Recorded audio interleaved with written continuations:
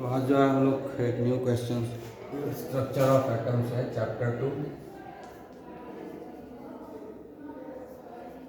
Structure of atom.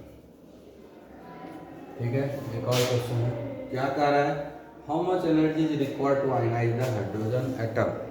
है ना, hydrogen atom को आयनाइज करने के लिए कितना एनर्जी का ज़रूरत है। अगर उस इलेक्ट्रॉन को निकाला जाए जो इलेक्ट्रॉन फिफ्थ ऑर्बिट में, क्या कह रहा है, how much energy is required to ionise a hydrogen atom if the electrons occupies fifth orbit. अगर हाइड्रोजन एटम का इलेक्ट्रॉन फिफ्थ ऑर्बिट में हो, अगर हाइड्रोजन एटम का इलेक्ट्रॉन फिफ्थ ऑर्बिट में हो तो फिफ्थ ऑर्बिट से हटाने में कितना आयनाइजेशन इंथैल्पी की ज़रूरत पड़ेगी, मतलब energy required to remove the electron कितना लगेगा वो निकालना है। एक तो ये हो गया। कह रहा है सेकंड, कह रहा है compare your answer with the ionization enthalpy of hydrogen atom. और इसमें फिफ्थ ऑर्बिट से एनर्जी को निकालने में, फिफ्थ ऑर्बिट से इलेक्ट्रॉन को रिमूव करने में जितना एनर्जी लगा है उस एनर्जी को कंपेयर करना है आयनाइजेशन इंथैल्पी से। ठीक है, तो आयनाइजेशन इंथैल्पी क्या होता है, इसमें कोई ऑर्बिट मेंशन किया हुआ नहीं है, सिर्फ लिखा हुआ आयनाइजेशन इंथैल्पी। तो सिर्फ आयनाइजेशन इंथैल्पी जब लिखा हुआ है तो हम किसी भी एटम का इलेक्ट्रॉनिक कॉन्फ़िगरेशन लिखेंगे, normal electronic configuration ground state में लिखेंगे और देखेंगे कि आउटर मोस्ट ऑर्बिट कौन सा होता है। तो हाइड्रोजन का जब हम इलेक्ट्रॉनिक कॉन्फ़िगरेशन लिखेंगे तो उसका इलेक्ट्रॉनिक कॉन्फ़िगरेशन 1s1 होता है, यानी फर्स्ट ऑर्बिट ही उसका लास्ट ऑर्बिट है।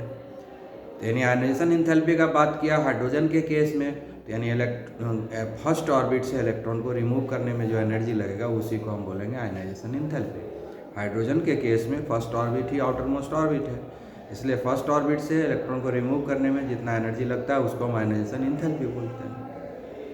ठीक है, तो हम लोग निकाल लेते हैं। पहले एनर्जी तो निकाल लें फर्स्ट ऑर्बिट और सेकंड और फिफ्थ ऑर्बिट का, तो अपने आप पता चल जाएगा क्या होगा। ठीक है, तो अब हम लोग निकालते हैं फर्स्ट ऑर्बिट का एनर्जी। तो ई एक फॉर्मूला था En, ठीक है, माइनस फॉर्मूला याद करेंगे जब बोर्ड्स मॉडल पढ़ा रहे थे उसमें पढ़ाए थे 2.18 into 10 to the power -18 n Z square by n square joule per atom. यही है फॉर्मूला एनर्जी का, ऑर्बिट के एनर्जी का फॉर्मूला यही है। ठीक है, तो हम इस हिसाब से हम जो है फर्स्ट ऑर्बिट का एनर्जी निकाल लेते हैं। तो हो जाएगा 2 into 18 into 10 to the power -18। तो जेड क्या है, एटॉमिक नंबर। जेड क्या है, एटॉमिक नंबर। हाइड्रोजन का एटॉमिक नंबर कितना होता है, 1 होता है, इसलिए हो गया 1 स्क्वायर। और n क्या है, किस ऑर्बिट में, फर्स्ट ऑर्बिट में, ये भी 1 स्क्वायर ही हो गया। इसको अगर हम लोग कैलकुलेट करेंगे तो 1 से क्या होगा, कुछ नहीं, -2.18 into 10 to the power -18 joule per atom. ठीक है, तो जब इलेक्ट्रॉन फर्स्ट ऑर्बिट में रहता है तो उसका एनर्जी इतना होता है, यानी इतना मिनिमम एनर्जी देना पड़ेगा रिमूव करने के लिए। ठीक है, उसके बाद energy associated with fifth orbit निकालेंगे। एनर्जी ऑफ फर्स्ट ऑर्बिट हो गया, E1 क्या हो गया, energy of first orbit. E5 क्या हो गया, energy of the fifth orbit. E5 क्या हो गया, energy of the fifth orbit. और E1 क्या हो गया, energy of the first orbit. और ये जनरल फॉर्मूला है energy of the nth orbit. ठीक है, अब इस फॉर्मूला से लिखेंगे -2.18 इंटू 10 टू द पावर -18। ठीक है, तो यहाँ पे एटॉमिक नंबर फिर से वही होगा 1, लेकिन यहाँ पर ऑर्बिट लिए हैं फिफ्थ ऑर्बिट 5 स्क्वायर। ठीक है, तो इसको हम 25 से डिवाइड कर देंगे तब आएगा हमारा एक्चुअल वैल्यू, ये आएगा 8.72 into 10 to the power -20 joule per atom. तो energy associated with first orbit निकल गया, energy associated with fifth orbit निकल गया। ठीक है, तो अब निकालते हैं हम लोग energy required to remove electron from first orbit. ठीक है, इसको बोलेंगे फर्स्ट आयनाइजेशन इंथैल्पी। इसको क्या बोलेंगे हम लोग? First ionization enthalpy. ठीक है,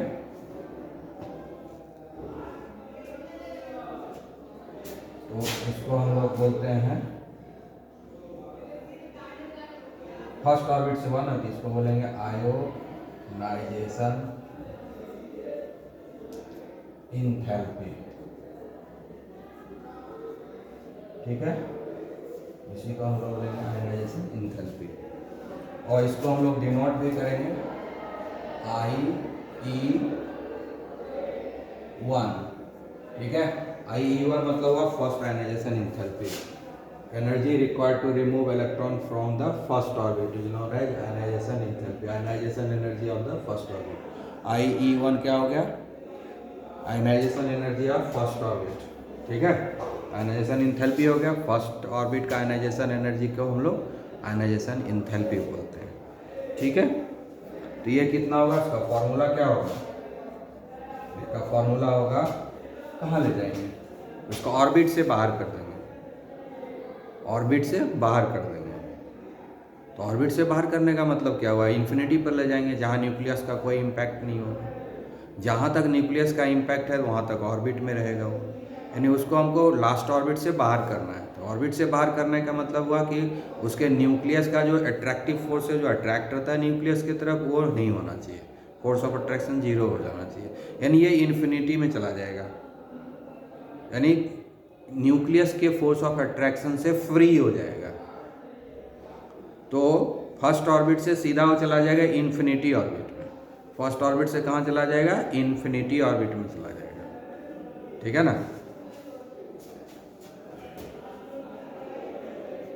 तो इन्फिनिटी माइनस E1। ठीक है, ये फॉर्मूला हो गया। किसी भी इलेक्ट्रॉन को जब हम ऑर्बिट से मुक्त करते हैं, बाहर कर देते हैं, इसका मतलब वो कोई इन्फिनिटी ऑर्बिट में चला गया, जहाँ न्यूक्लियस का कोई इम्पैक्ट नहीं है, और इन्फिनिटी ऑर्बिट का एनर्जी 0 होता है। तो ट्रांजैक्शन यहाँ क्या हो गया? फर्स्ट ऑर्बिट से इन्फिनिटी ऑर्बिट। फर्स्ट ऑर्बिट से इलेक्ट्रॉन जंप करके कहाँ चला गया? इन्फिनिटी ऑर्बिट में। ठीक है, यानी E1 से E इन्फिनिटी पहुँच गया। तो इस दोनों के बीच में जो एनर्जी ट्रांजैक्शन होगा वही तो आयनाइजेशन इंथैल्पी होगा। ठीक है, इसलिए दोनों ही एनर्जी को डिफरेंस निकाल लेंगे, energy of the ionization infinity orbit and energy of the first orbit, इस दोनों का जो डिफरेंस होगा वही आयनाइजेशन इंथैल्पी होगा। ठीक है, तो E इन्फिनिटी तो 0 होता है, 0 हो गया, और E1 हम लोग अभी तुरंत कैलकुलेट किए हुए हैं, -2.18 इंटू 10⁻⁻18, तो कैलकुलेट करके आ जाएगा 2.18 इंटू 10⁻⁻18 जूल पर एटम। ठीक है,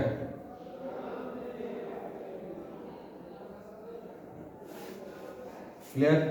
ये हो गया energy required to remove first electron. ठीक है, अब हम लोग लिखते हैं फिफ्थ ऑर्बिट से IE5, मतलब फर्स्ट फिफ्थ ऑर्बिट से इलेक्ट्रॉन को अगर रिमूव करना हो तो कितना एनर्जी लगेगा? Ionization enthalpy.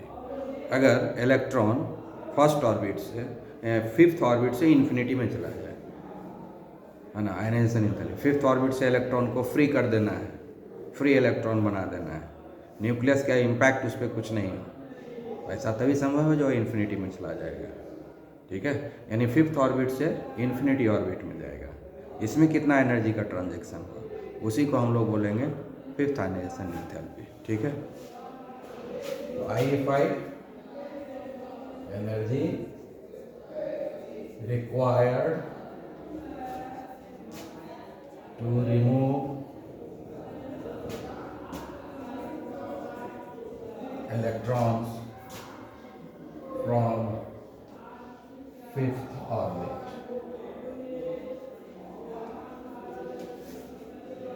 ठीक है, तो इसका फॉर्मूला क्या हो जाएगा, वही फॉर्मूला तो सेम होगा, ई इन्फिनिटी माइनस ई 5 से इन्फिनिटी में गया, यहाँ 1 से इन्फिनिटी में गया, ई इन्फिनिटी 0 होता है और ई 5 हो गया 8.72 into 10 to the power minus 20। ठीक है, ये फाइनल आ गया माइनस 8.72। ठीक है, अरे यहाँ ये माइनस है तो माइनस क्यों हो जाएगा, माइनस तो रहेगा ही, माइनस का। ठीक है, 8.72 into 10 to the power minus 20 joule per metre. ठीक है, तो फिफ्थ ऑर्बिट से कितना एनर्जी लगता है ये भी पता चल गया। फिफ्थ ऑर्बिट से इन्फिनिटी ऑर्बिट में जब जाएगा तो कितना एनर्जी वो कंज्यूम करेगा। फर्स्ट ऑर्बिट से इन्फिनिटी ऑर्बिट में जब जाएगा इलेक्ट्रॉन तो कितना एनर्जी कंज्यूम करेगा ये पता चल गया। तो ये दोनों तो आयनाइजेशन इंथैल्पी ही है। एक आयनाइजेशन इंथैल्पी है जो फर्स्ट ऑर्बिट से होता है, दूसरा आयनाइजेशन इंथैल्पी है जो फिफ्थ ऑर्बिट से जंप किया इन्फिनिटी में। तो आयनाइजेशन इंथैल्पी निकल गया। अब कहता है कि कंपेयर कीजिए। कंपेयर करने का मतलब हुआ कि हमको रेशियो निकाल देना है। कहीं भी कंपैरिजन करने के लिए कहेगा तो हम क्या करेंगे, हम उसका रेशियो निकाल देंगे। ठीक है, कंपैरिजन करने बोल रहा है इसलिए हमको रेशियो निकाल देना है, IE5/IE1। ठीक है, IE5 कितना है 8.72 into 10 to the power minus 20 और IE1 कितना है 2.18 into 10 to the power minus 80। ठीक है, तो यही रेशियो है। ठीक है, तो अब क्या हो गया, ये दोनों को जब कैलकुलेट करेंगे 4 बार में कट जाएगा, 4.4 into 10 to the power minus 2।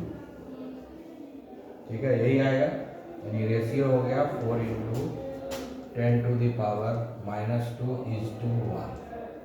यही रेशियो हो गया।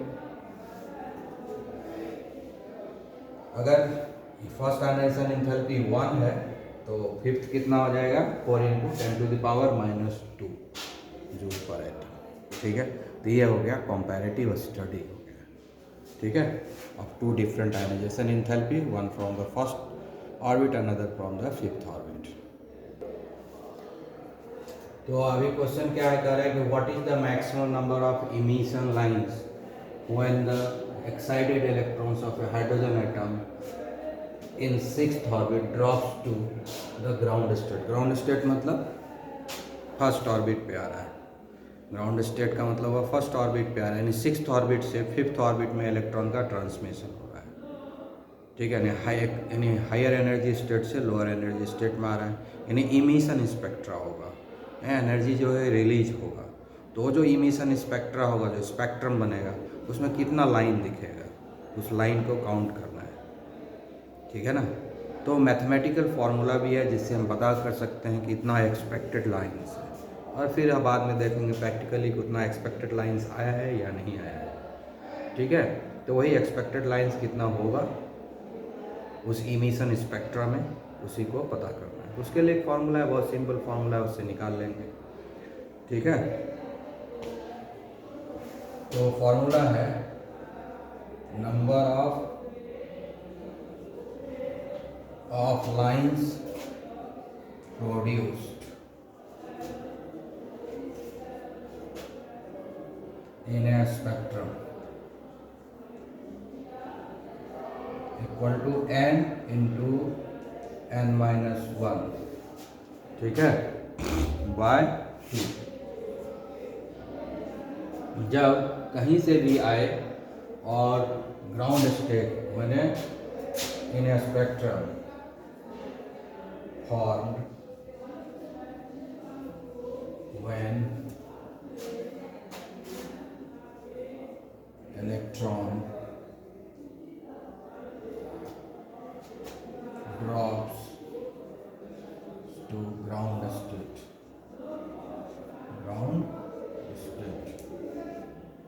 ठीक है, इलेक्ट्रॉन